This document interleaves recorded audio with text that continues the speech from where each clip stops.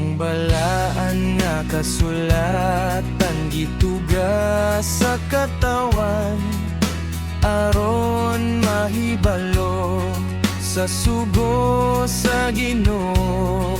Kay hapit na siya mo kayap sa langit tinun-an gisugo niya. Panlakaw kamo, isang yaw ang pulong ko.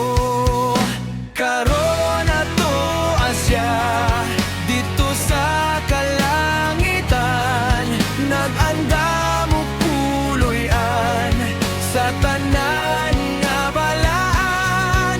Ug mobalik siya dinhi sa kalibutan, kuhaon ug lalinon ang nagtuman.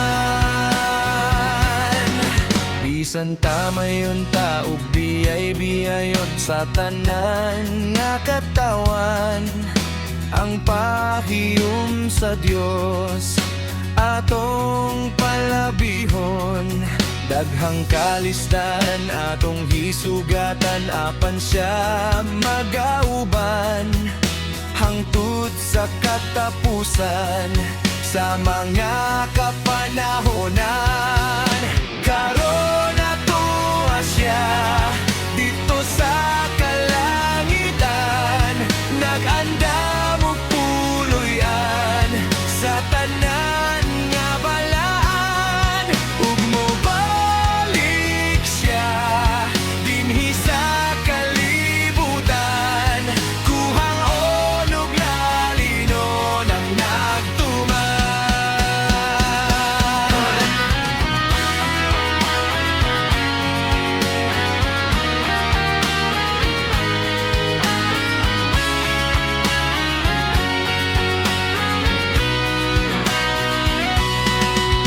Busa tumanunta ang sugon niya, samtang may panahon pa atong nga isang yaw ang kaluwasan niya. Kay hapit na hukmi ang kalibutan ta, magmadasi